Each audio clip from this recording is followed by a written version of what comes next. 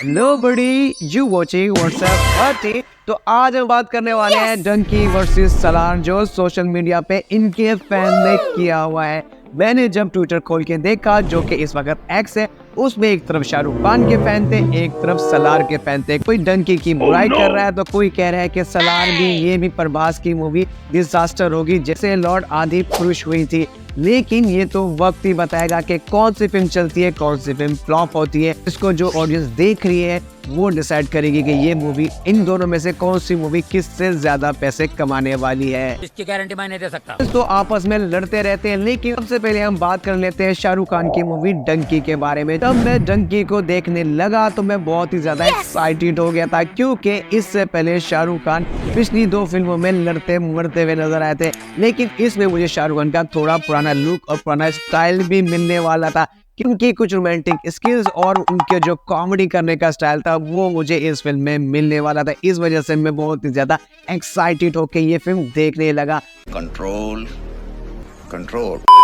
असल में ये फिल्म जो बनाई गई है वो एक दुनिया के उस बड़े इशू के ऊपर बनाई गई जिसमें बात तो की जाती है, लेकिन जितना बड़ा ये इशू है उतनी बात नहीं की जाती है। फिल्म उस इशू पे बनाई गई है जो लोगों को अपनी कंट्री से दूसरी कंट्री जाने का चुल होता है, या फिर उनको अपनी कंट्री के अंदर उस तरह वसाइल जॉब्स नहीं मिल रही होती कि जितने बड़े उनके मसले हैं उनको हल करना, तो वो फिर डंकी मारते हैं। डंकी मारने का मतलब ये होता है कि वो अपनी कंट्री से किसी दूसरी कंट्री जाते हैं लीगल तरीके से। मतलब वो कुछ एजेंट्स को हायर करते हैं, एजेंट उनको किस तरह ले जाते हैं किसी दूसरी कंट्री के अंदर, किसी लंदन में, अमेरिका में, या फिर किसी यूरोपियन कंट्री के अंदर।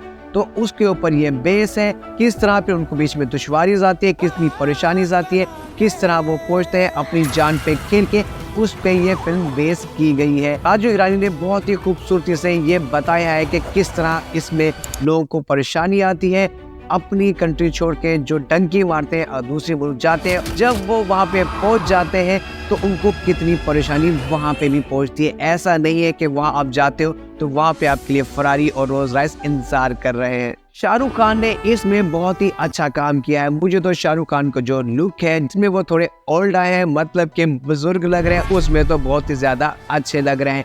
जवान वाला जो उनका लुक था जिसमें उसमें भी वो ओल्ड आते, उससे ज्यादा हैंडसम मुझे इसमें लग रहे हैं। इस मूवी में उनके साथ तापसी पन्नू को भी दिया गया है, वो भी बहुत अच्छा उन्होंने भी काम किया है, उनकी भी एक्टिंग स्किल्स इसमें नजर आई है।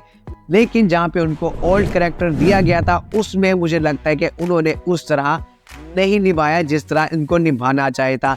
सिवाय उनके बालों को, सिवाय उनके मेकअप, उनके हेयर स्टाइल के, वो खुद की उस तरह एक्टिंग नहीं कर रही थी जिस तरह एक ओल्ड इंसान करता है। बहरहाल सब चीजों को देखा जाए तो फिल्म बहुत अच्छी है। इसमें मुझे जो सबसे हाईलाइट सीन लगा वो थी विक्की कौशल की एक्टिंग। भले ही वो थोड़ी देर के लिए आए थे, लेकिन जितनी मूवी में थे उन्होंने एक इम्पैक्ट छोड़ा है, और जिस तरह की उन्होंने एक्टिंग की है और जिस तरह का उनका जो करैक्टर था उसको बहुत ही खूबसूरती से निभाया है। ये मूवी आपको थोड़ा सा हंसाती है, रुलाती है, बल्कि हंसाती है और रुलाती बहुत ज़्यादा इमोशनल से भरी हुई है। और ज़रूर ये मूवी मुझे लग रहा है कि शाहरुख खान की जिस तरह जवान थी या पठान थी उतना बिजनेस तो नहीं करेगी, लेकिन ये फिल्म काफ़ी अरसे तक आपको हमें याद रहने वाली है।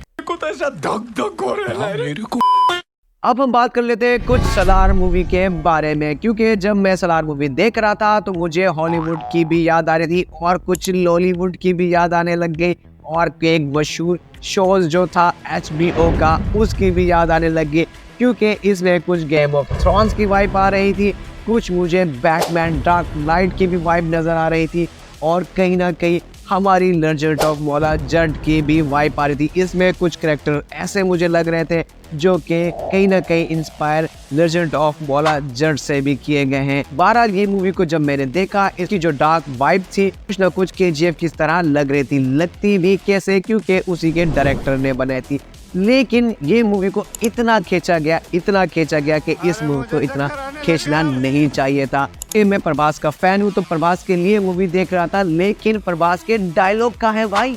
डायलॉग कहाँ है प्रभास के? मैं आपको बताता हूँ, इनका इस मूवी में अगर मेन डायलॉग रहा है वो है आई एम सॉरी।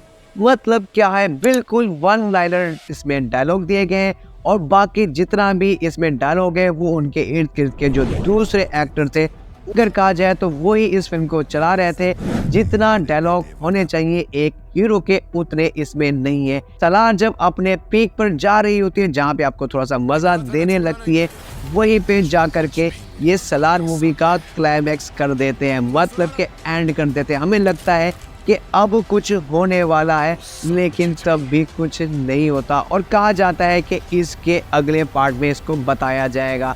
और कुछ रूमर्स ये भी चल रहे थे कि ये KGF का यूनिवर्स वर्जन भी हो सकता है। कहीं ना कहीं इस मूवी के अंदर हमें रॉकी भी नजर आ सकते हैं, लेकिन ऐसा नहीं हुआ। जब उन्होंने स्क्रीन में चलती मूवी में भी लिख दिया, उन्होंने यश को ट्रिब्यूट दिया, थैंक यू उनको कह दिया, तो हम समझ गए कि इसमें अब रॉकी भैया आने वाले नहीं है।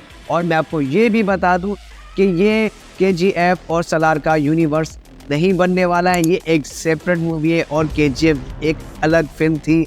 या आगे इसका कोई पार्ट आ सकता है, मे बी नो, लेकिन कोई यूनिवर्स की जो वाइब्स चल रही थी, जो सोशल मीडिया पे जो रूमर्स चल रहे थे, वो सब खत्म हो चुके। पर रॉकी भैया दोबारा दिखते हुए नजर नहीं आ रहे, क्योंकि मैं तो एक्साइटेड था कि जिस तरह यश राज फिल्म ने एक स्पाई यूनिवर्स बना दिया, तो यहाँ पे मुझे लग रहा था कि शायद इसका भी एक यूनिवर्स एंगल बनाने की कोशिश की जा रही है, लेकिन बिल्कुल नहीं की जा रही है।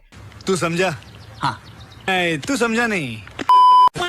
चलिए अब हम बात कर लेते हैं कि डंकी वर्सेस सलार। सलार का जो मुझे लगा है काम, वो थोड़ा सा इनकी जो पहले की जो मूवी थी, जो इनके KGF के जो डायरेक्टर थे, मुझे एक्सपेक्ट था कि ये बहुत ही एक अच्छा काम होगा, उस स्टैंडर्ड का काम नहीं किया है। जहाँ पे अगर डंकी की बात की जाए, भले ही डंकी सलार के मुकाबले में उतने पैसे नहीं कमा पाए, लेकिन डंकी एक बहुत अच्छी और खूबसूरत मूवी है। तरह राजू हिरानी की पिछली मूवीज हुआ करती थी, उतना इम्पैक्ट तो ये फिल्म नहीं छोड़ेगी, लेकिन कहीं ना कहीं आपके दिल में जरूर ये घर कर जाएगी। डंकी वर्सेस जो सलार हुआ था, तो कुछ ऐसी भी न्यूज आ रही थी कि डंकी की वजह से इंडिया के जो मल्टीप्लेक्स सिनेमा है, वहाँ पे सलार को उतनी स्क्रीन्स नहीं दी जाती, क्योंकि डिस्ट्रीब्यूटर ने उनकी बुकिंग तक नहीं खोली थी। अगले दिन मूवी रिलीज होने वाली है, लेकिन सलार के जो फैंस थे वो सलार को बुक नहीं कर पा रहे। तो उसकी वजह ये थी कि उनको अभी स्क्रीन कितनी मिलेंगी, कितनी नहीं मिलेंगी। डंकी ने जितनी भी स्क्रीन थी उन सबको उन्होंने ऑक्यूपाइड कर लिया था। इस वजह से ये भी कंट्रोवर्सी चल रही है, जिसकी वजह से हैदराबाद और चेन्नई के अंदर सलार मूवी के जो डायरेक्टर है प्रभास ने मिलके उन्होंने बायकॉट भी किया था। अगर बात करें दोनों मूवी की, तो दोनों मूवी ने उतना एक्साइटेड नहीं किया है जितना इनको करना चाहिए था, जितनी इनसे एक्सपेक्टेशन थी। लेकिन बहरहाल एक एवरेज दोनों मूवीज है। लेकिन जो उनके फैन आपस में लड़ रहे हैं सोशल मीडिया पे, तो मैं कहूँगा भाई लड़ो नहीं, थोड़ा ठंड में रहो। साले को बम से उड़ा दूंगा एक बार हाथ में आ जाए तो। दोस्तों ये थी हमारी वीडियो, उम्मीद है आपको पसंद आई होगी। पसंद आए तो लाइक कीजिए, सब्सक्राइब कीजिए और अपने दोस्तों को शेयर कीजिए। अपनी कीमती राय कमेंट बॉक्स में जरूर दीजिए। मिलते हैं अगली वीडियो पे। अल्लाह हाफिज।